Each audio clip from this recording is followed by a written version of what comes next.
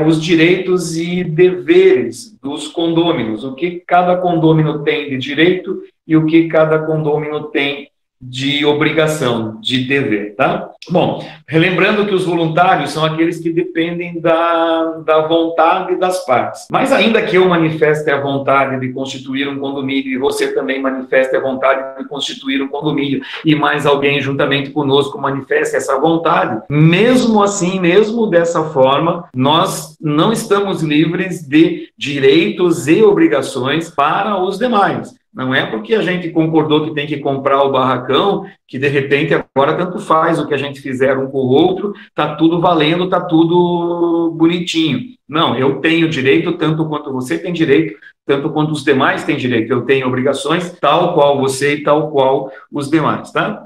Trata-se, portanto, de uma propriedade compartilhada, onde nós temos que saber estabelecer critérios de como nós vamos usar, né, como nós vamos fruir dessa propriedade e até mesmo como nós vamos dispor dessa propriedade, como eu posso dispor dessa propriedade, transmitir a propriedade da minha fração para uma outra pessoa, ok? O primeiro direito que a gente vai ver aqui é o direito de usar e fruir da coisa que é objeto do condômino.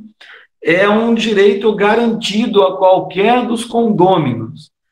Veja, na propriedade singular, naquela que tem apenas um proprietário, se ela é só minha, eu uso e gozo da propriedade da maneira que eu quiser. O direito de uso e o direito de fruição é livre, é da maneira que eu desejar. Existem as limitações, né? Existem coisas que eu posso e coisas que eu não posso, existe legalidade, mas dentro da legalidade e dentro das limitações eu posso fazer o que eu bem entender. Aqui eu já não consigo mais fazer o que eu bem quero, o que eu bem entendo. Suponha que nós adquirimos uma casa de praia. Aqui nós moramos quase todo mundo na praia. A gente comprou uma casa de campo, né? Vamos mudar aqui. Compramos uma casa na serra para passarmos lá os dias de inverno, as férias de julho. E daí, vai todo mundo para lá? Não vai caber na casa. Então não dá, eu não posso usar a casa quando eu bem entender, né? Ou seja, há uma limitação do uso da casa. Fruição, né, que é aproveitar os frutos, as benfeitorias. Eu posso alugar a casa e pegar o aluguel só para mim, porque fui eu que aluguei, eu que achei um locatário para passar 15 dias lá. Também não, eu tenho limitações. Sequer eu posso alugar sem o consentimento dos outros, muitas vezes. Eu preciso que todos consintam ou que esteja autorizado que eu loque a propriedade ou a coisa. Então, existem limitações. Por quê? Porque é uma propriedade compartilhada, é uma copropriedade, né? Ela não tem apenas um titular, ela tem, no mínimo, 2 titulares. E pode ter mais titulares, 10, 15, 20, nós já falamos sobre isso. A limitação aí, ela vai sofrer por 2 lados, né? Primeiro a primeira limitação que eu tenho é com relação à destinação que eu vou dar para a coisa. Ou seja, se nós compramos aquele barracão com a intenção de montar ali uma oficina mecânica, eu, pela minha única vontade, não posso colocar ali uma fábrica de farinha, né? Não posso colocar uma loja de móveis. Por quê? Porque nós compramos para montar uma oficina mecânica. Ou todos concordam em mudar a destinação, ou ela não pode ser modificada.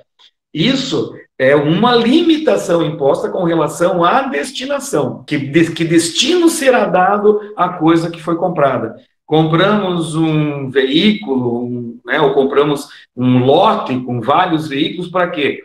Para montar um carro de competição. O que a gente está tratando aqui, pessoal, é regra geral, tá? Eu não posso sozinho mudar a destinação. Porém, se na convenção, se era assim, nós compramos um barracão e quem vai dar a destinação é o fulano e tal. Aí ele pode dar a destinação que ele quiser, por quê? Porque a convenção autoriza ele a fazer isso.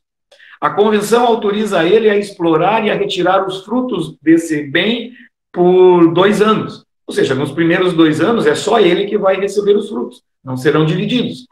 Convenção. A convenção também é a livre manifestação das partes desse tipo de condomínio geral, né? Não o especial. Condomínio geral, né?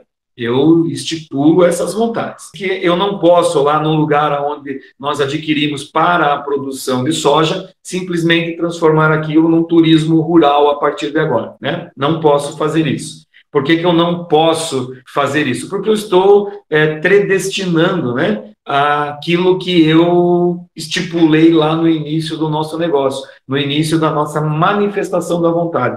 Eu estou solitariamente, como se a propriedade fosse apenas minha, fazendo uma coisa que depende da vontade dos demais. A primeira limitação, né, diz respeito à destinação que eu vou dar àquilo.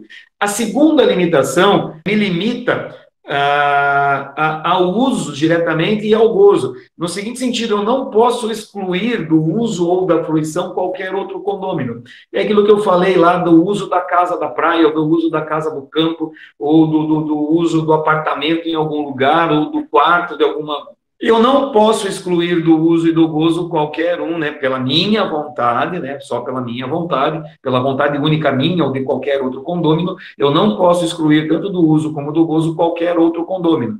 Ou seja, não é porque eu não fui com a cara do João que ele não vai usar, ou que ele não vai, ou porque o João fez alguma coisa que eu não gostei, agora ele não pode mais usar, ou ele não pode mais se apropriar dos frutos, tá?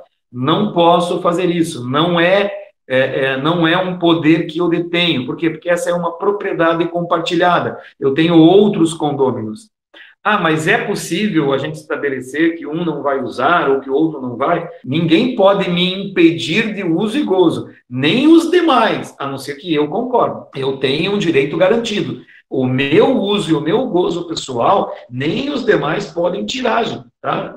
Nós somos em 10. 9 querem que eu não use. Não vai passar, não vai colar. Por quê? Porque eu tenho o mesmo direito que vocês de uso e de gozo. Então, não pode ser afastado.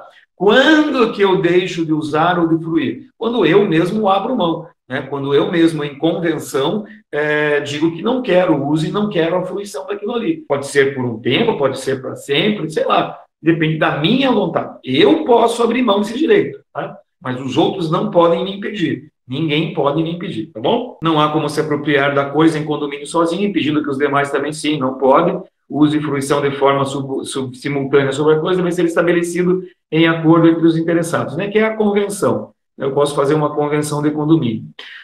Como que eu faço essa questão do uso da coisa, né? Existem critérios de uso. Pode ser o tempo, pode ser o espaço, depende, é o barracão, né? Então tá, vocês usam esse pedaço e eu uso esse pedaço aqui, tá? Eu vou usar aqui para fazer compramos para fazer oficina, mas eu quero fazer uma loja. Mas cabe a oficina e a loja aqui, então eu uso aqui para fazer a minha loja e vocês usam ali para fazer a oficina. Veja que a gente acordou tanto quanto a destinação, quanto ao que cada um vai usar. Então essa é o critério espacial. Temporal, você fica uma semana, eu fico uma semana, o outro fica uma semana, depois volta para aquele, cada um usa uma semana. Compramos um carro, cada um usa o carro uma semana, cada um fica com o carro uma semana. E vamos trocando, a cada semana você passa para um dos condôminos, sem problema nenhum. Esses são os critérios mais comuns, né? Casa da praia, você passa o Natal e eu passo o Ano Novo, e vice-versa. Você vai no Carnaval e eu vou nas férias de julho. Tudo, né, acordado, tudo estabelecido entre as partes, é perfeitamente possível. Também eu posso colocar como sorteio, ou, né, eu acho que olhou atrás aqui, por ordem de chegada, quem chegar primeiro pega, né, quem entrar pega o lugar, a gente faz uma arrancada aqui, quem chegar ali pega, enfim. Da maneira que você achar mais justo dividir o uso, né, da coisa, quando vocês querem usar simultaneamente, e quando é possível esse uso simultâneo, vocês têm que dividir entre espaço, tempo, sorteio, enfim, da maneira que os condôminos acham que seja mais justo, tá? Segundo item, direito de alienar a minha fração. Eu tenho o direito de alienar a minha fração? Ok, tenho, ela é minha, eu alieno a hora que eu quiser. Não preciso de autorização de ninguém. Não preciso que ninguém me autorize a vender a minha fração, tá? Como que funciona isso, né? Como que eu posso alienar ou gravar de ônus a minha fração? Bom, tem duas situações, tá? E daí nós vamos voltar lá para a classificação. Se o bem ele é pro indiviso, ou seja, ele é de todos. Eu não tenho como determinar qual é o pedacinho de cada um. Para que eu aliene esse bem, eu tenho que dar, para que eu aliene esse bem, não, para que eu aliene a minha cota parte, a minha fração ideal, eu antes tenho que dar o direito de preferência para os demais condôminos. Por quê? Porque, na verdade, a pessoa que vai adquirir aquilo ali, vai adquirir um bolo, uma coisa que está ali que não se sabe o que é de quem. Então, eu tenho que dar o direito aos demais de exercer a preferência de aumentar a sua participação nesse bolo. Qualquer um deles, ou todos eles, dividem, se cotizam e compram a minha cota, a minha fração ideal, né? Isso é quando eu não tenho como determinar onde é que está o meu pedaço. É o barracão, é a fazenda, não tem o meu cantinho definido.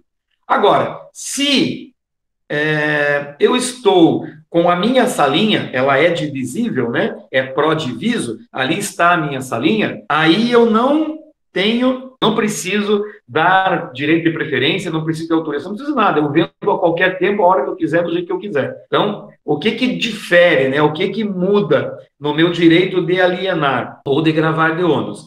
É exatamente se eu posso dividir ou se eu não posso dividir. Se eu posso separar a minha parte, a qualquer tempo eu posso alienar ou posso gravar de ônus. Se eu não posso separar a minha parte, eu preciso primeiro dar o direito de preferência para os demais condôminos. Se os demais condôminos, né, aceitarem, concordarem, exercerem o direito de preferência, a minha cota parte, a minha fração vai para eles. Se eles não aceitarem ou manifestarem o desinteresse, não quiserem a minha fração, aí eu estou livre para vender para quem eu quiser. Lembrando, né, gente, direito de preferência é a mesma coisa lá no contrato de locação, quando você quer vender o imóvel. Tem que ser as mesmas condições, a mesma oferta. Eu não posso simplesmente dizer assim, eu vendo para você por 1 milhão, mas para fora eu vou vender por 100 mil. Não dá. Tá? Porque se você ofereceu por 1 milhão e você depois vendeu ali por 100 mil, isso daí é anulável, tá? Esse negócio não vai prosperar. Eu posso pedir a anulação, porque se fosse por 100 mil, nós não pagaríamos 1 milhão, né? Então, aqui eu parcelei em 20 vezes e aqui eu queria à vista. Também não dá certo, tem que ser mesmo valor, mesmas condições, a mesma proposta, a mesma coisa que você tem lá de fora, você tem que trazer aqui para dentro. Se alguém oferecer um valor com determinadas condições para vocês, você tem que pegar esse valor e essas condições e apresentar para os condôminos. Se eles concordarem, ótimo, é deles. Se eles não concordarem, você pode vender lá fora.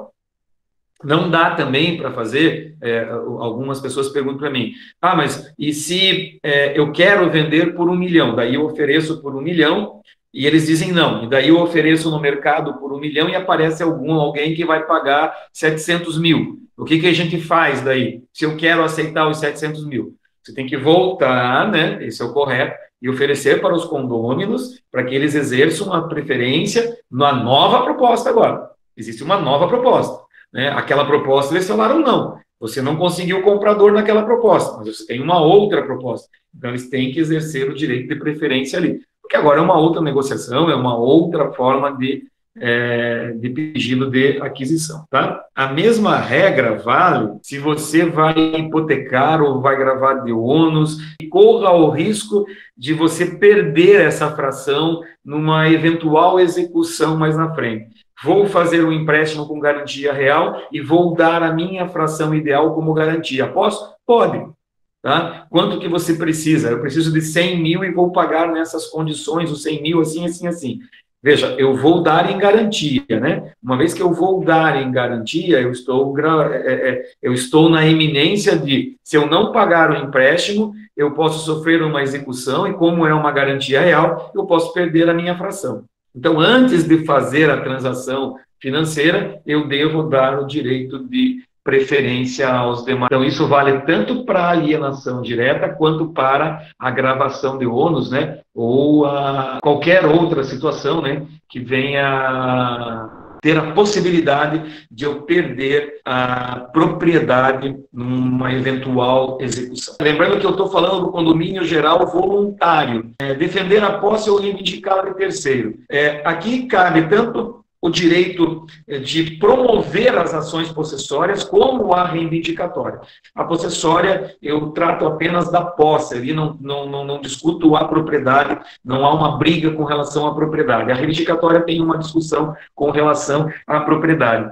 Mas aqui qualquer condômino, de maneira isolada até, pode exercer esse direito de retomar a posse do imóvel, né, ou de reivindicar a propriedade em juízo. E ainda, qualquer um, sem autorização, sem nada dos demais, pode usar da autotutela para isso. Não apenas pela via judicial, mas também pela autotutela, né, o chamado lá de esforço necessário. Então, se alguém tomou posse de maneira injusta, de maneira indevida, daquilo que é a propriedade condominial, qualquer um dos condôminos pode ir lá e reclamar, tanto em juízo como pela via da autotutela, né? Esse é um direito que os condôminos têm, né? E cumpre a ele exercer, ainda que de maneira isolada. Eu fui, gente. Tchau, tchau, boa noite para vocês.